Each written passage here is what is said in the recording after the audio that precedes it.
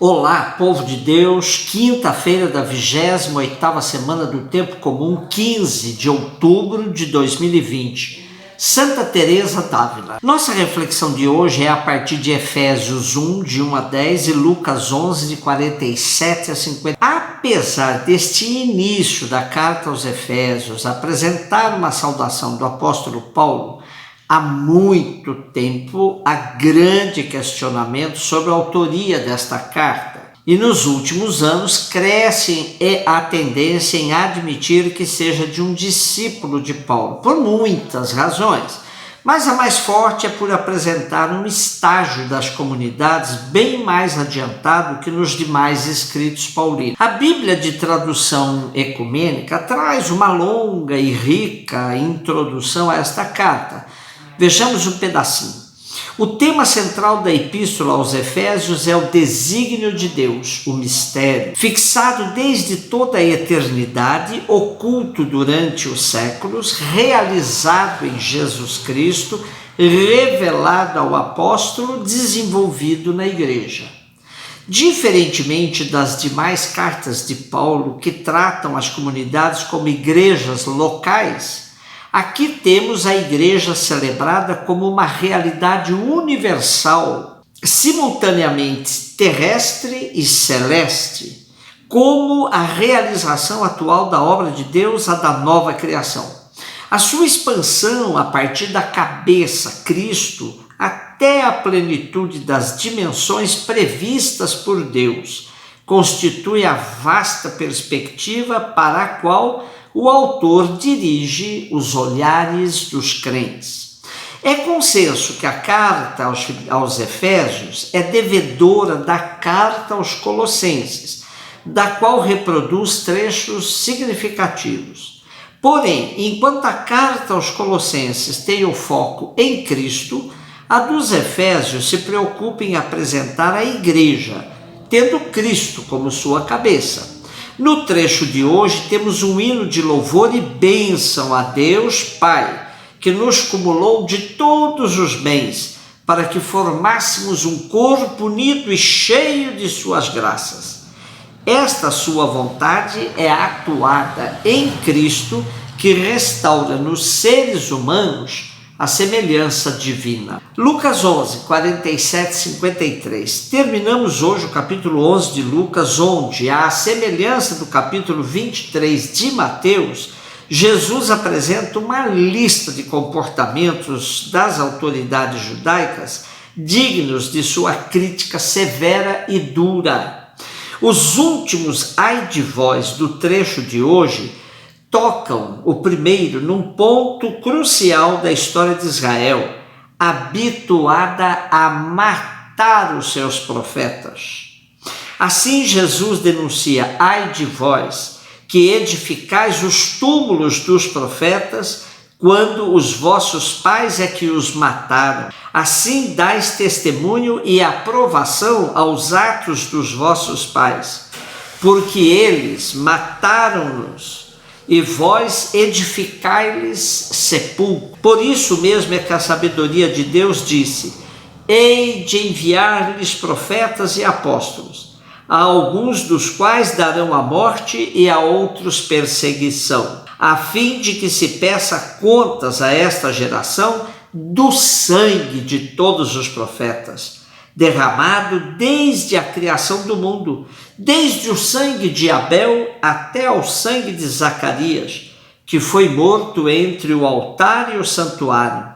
Sim, eu vos digo, serão pedidas contas a esta geração. E Jesus ainda acrescenta: ai de vós, doutores da lei, porque vos apoderastes da chave da ciência. Vós próprios não entrastes e impedistes a entrada àqueles que queriam entrar. Na verdade, os doutores da lei se apresentavam como os grandes intelectuais do povo, conhecedores profundos de toda a lei. Lei essa que eles traduziam em 613 mandamentos, difíceis de decorar, mais difíceis de colocá-los em prática. Desta forma, eles não davam conta de viver tudo, detalhe por detalhe da lei, e exigiam do povo, fazendo com que esse se sentisse sempre pecador e indigno da salvação. É muito comum hoje termos igrejas cheias e filas de comunhão pequenas, pois a doutrina católica também sempre impingiu no povo a marca do pecado. Basta ver nossas liturgias. Vocês já contaram quantas vezes em nossas liturgias há uma lembrança de nossos pecados? Começamos a missa pedindo perdão e até no momento de dar glória a Deus se introduz um Cordeiro de Deus que tirais o pecado do mundo. Sem contar algumas contradições, pois na oração eucarística mais usada, a segunda, agradecemos porque Deus nos tornou dignos de estar em sua presença e servi-lo. Mas logo em seguida, no momento da comunhão, somos levados a dizer que não somos dignos. Há de fato uma antropologia muito negativa por detrás de tudo isso. O pior é que essa perspectiva afastou o povo de receber a Eucaristia, mesmo dizendo que se reconhece indigno e que basta uma palavra de Deus para se sentir salvo. Que bom ouvir o Papa Francisco corrigindo essa perspectiva negativa, nos lembrando de que a Eucaristia não é um prêmio para os fortes, mas remédio para os fracos e necessitados.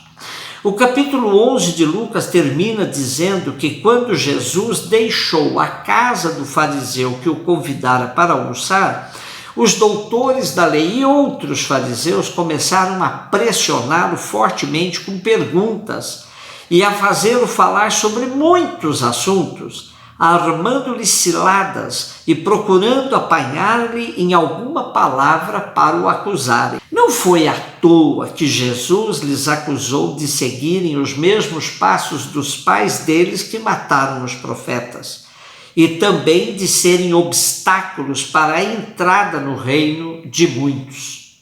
Infelizmente, nossa formação católica também criou gerações e gerações de fiéis escrupulosos em relação aos pecados, reduzindo a culpa moral às falhas do campo da moral sexual e amortecendo aquelas do campo da justiça. A igreja sempre teve dificuldades em relação ao corpo humano, por uma visão negativa do mesmo. Desta forma, tudo que se refere ao comportamento sexual é passivo de ser taxado de pecado. Porém, explorar os pobres, fazer leis que prejudiquem trabalhadores, favorecer o desmatamento, liberar o uso de agrotóxicos, provocando uma série de enfermidades, desviar dinheiro público da saúde, educação, enfim, uma série de desmandos que assistimos, nada é classificado como pecado. Essa deformação de consciência é profundamente condenada por Jesus, sobretudo nas autoridades religiosas do seu tempo. Hoje celebramos a grande Santa Teresa de Ávila, batizada como Teresa de Cepeda e Almohada, nascida em Ávila, Espanha, em 1515.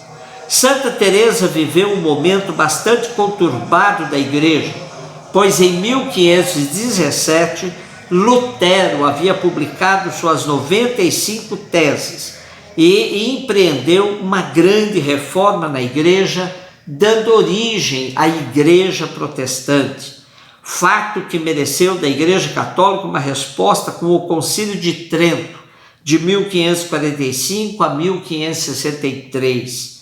Santa Teresa faleceu em 1582, portanto viveu tudo isso de maneira muito intensa. Ela foi a líder de uma grande reforma no castelo neste tempo e autora dos escritos místicos, revelando um amor de paixão por Jesus Cristo e uma confiança absoluta em Deus Pai. Dela temos um dos poemas mais lindos, que revelam sua mística de entrega a Deus sem medida e com infinita confiança. Diz assim: nada te perturbe, nada te amedronte, tudo passa. A paciência tudo alcança. A quem tem Deus nada falta. Só Deus basta. Um beijo no seu coração.